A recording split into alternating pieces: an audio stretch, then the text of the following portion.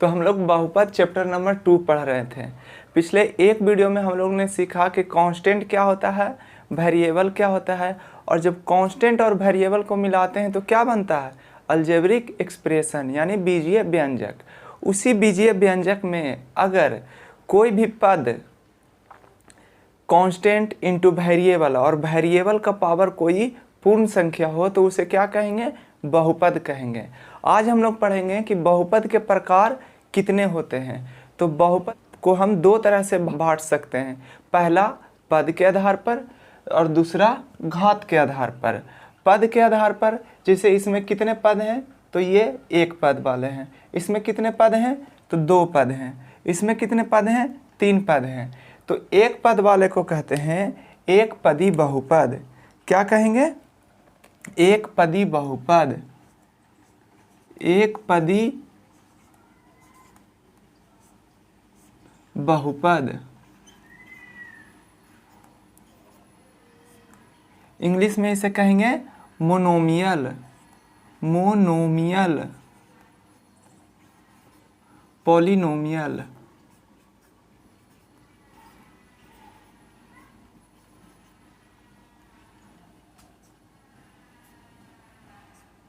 इसमें देखिए, इसमें दो पद है, एक्स स्क्वायर माइनस 4, तो ये दो पद है, तो इसे कहेंगे द्विपदी, द्विपदी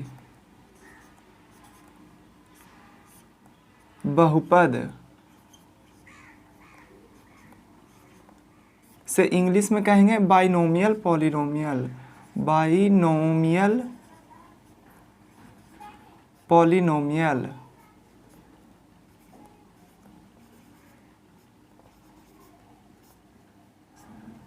एक का मतलब होता है एक और पदी मतलब पद, द्वि मतलब होता है दो और पदी मतलब पद, तो दो पद वाले को द्विपदी बहुपद कहेंगे।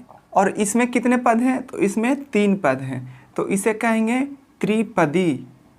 क्या कहेंगे, त्रिपदी बहुपद, त्रिपदी बहुपद। से इंग्लिश में कहेंगे ट्राइनोमियल पॉलिनोमियल, ट्राइनोमियल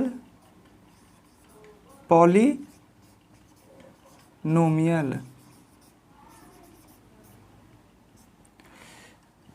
और दूसरा आता है घात के आधार पर। तो अगर इस पॉलिनोमियल के पूछें कि इसका घात बताइए तो कितना होगा, तो वेरिएबल का पावर कितना है, कुछ नहीं तो 1 है, तो इसका घात कितना है, 1, तो इसका घात हो गया 1। इसका घात कितना है, तो कहिएगा 2, क्योंकि इसका हाईएस्ट पावर कितना है, 2, तो इसका घात हो गया 2। और इसका, तो इसका होगा 3, क्योंकि इसका हाईएस्ट पावर कितना है, 3, तो इसका घात हो गया 3। तो घात के आधार पर अगर एक जिस बहुपद का घात अगर हाईएस्ट घात कितना हो, 1 हो, तो उसे कहेंगे रैखिक बहुपद, रैखिक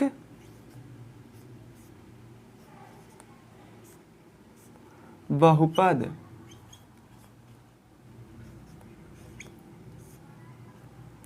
इंग्लिश में इसे कहेंगे लीनियर पॉलिनोमियल।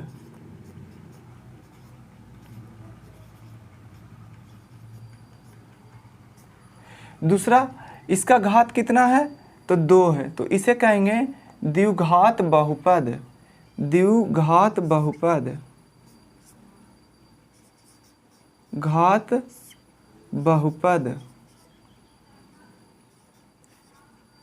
इंग्लिश में इसे कहेंगे quadratic polynomial, quadratic polynomial.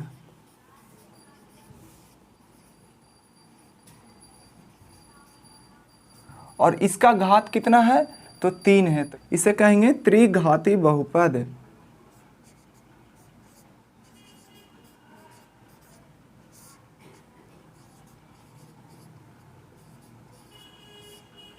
English में इसे कहेंगे क्यूबिक पॉलिनोमियल।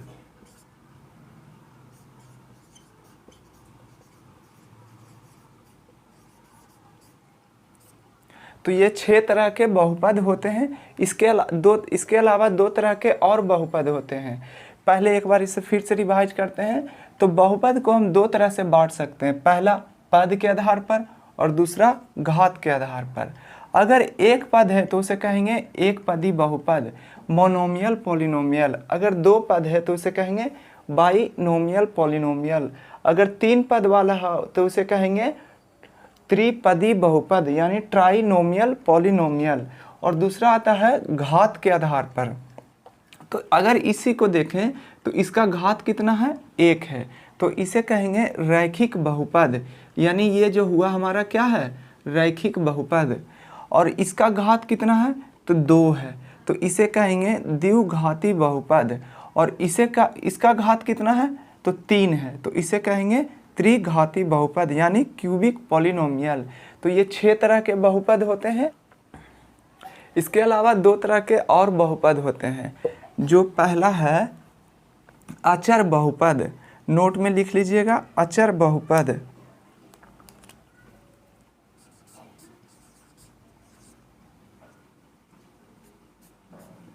अचर बहुपद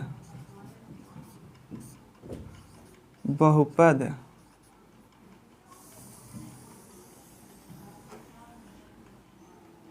बहुपद इंग्लिश में इसे कहेंगे कांस्टेंट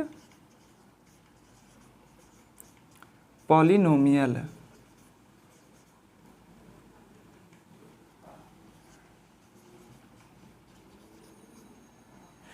अगर मैं आपसे पूछूं कि बताइए क्या ये 6 है जो बहुपद है, तो हाँ ये बहुपद है। क्यों? क्योंकि अगर हम इसे x का पावर 0 लिख सकते हैं, हाँ लिख सकते हैं। तो x का वैल्यू कितना होता है, x का पावर 0 का वैल्यू कितना होता है, 1 होता है। तो 6 × 1 करेंगे तो कितना आएगा, 6 ही होता है। तो ये भी यानी केवल 6 जो है एक बहुपद है। कैसा बहुपद है, तो अचर बहुपद है। अगर मैं पूछूं 7 क्या ये बहुपद है, तो हाँ ये बहुपद है। कैसा है, तो अचर बहुपद है। अगर मैं पूछूं 12 क्या ये बहुपद है, तो हाँ बहुपद है, कांस्टेंट पॉलिनोमियल यानी अचर बहुपद है। इसके अलावा एक तरह के और होते हैं। अगर मैं पूछूं क्या 0 बहुपद है, ये जो 0 है बहुपद है, तो हाँ ये बहुपद है। इसे कहते हैं शून्य बहुपद। क्या कहते हैं, शून्य बहुपद। ये हमारा शून्य बहुपद होता है।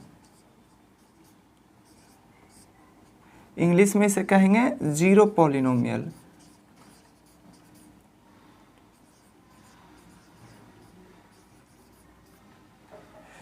शून्य भी हमारा क्या है, एक बहुपद है।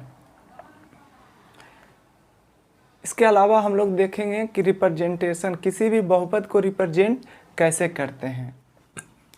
तो आइए अब हम लोग सीखेंगे कि किसी भी पॉलिनोमियल को रिप्रेजेंट कैसे करते हैं। जैसे मैंने एक पॉलिनोमियल लिया x² + x - 3, तो इसे रिप्रेजेंट यानी दर्शाएंगे कैसे। तो देखिए P4, इसे सबसे पहले लिखेंगे P और ब्रैकेट में जो इसका वेरिएबल होगा, अगर x के रूप में होगा तो ब्रैकेट में लिखेंगे x। तो ये हमारा रिप्रेजेंट करने का तरीका होता है। फिर एक पॉलिनोमियल लेते हैं y² + y + 3। तो इस बार ये जो चर है ये कैसा है, तो y के रूप में है, तो इसे दर्शाएंगे पॉलिनोमियल इन y। इसे पढ़ेंगे कैसे, पॉलिनोमियल इन y। इसे कैसे पढ़ेंगे, पॉलिनोमियल इन y।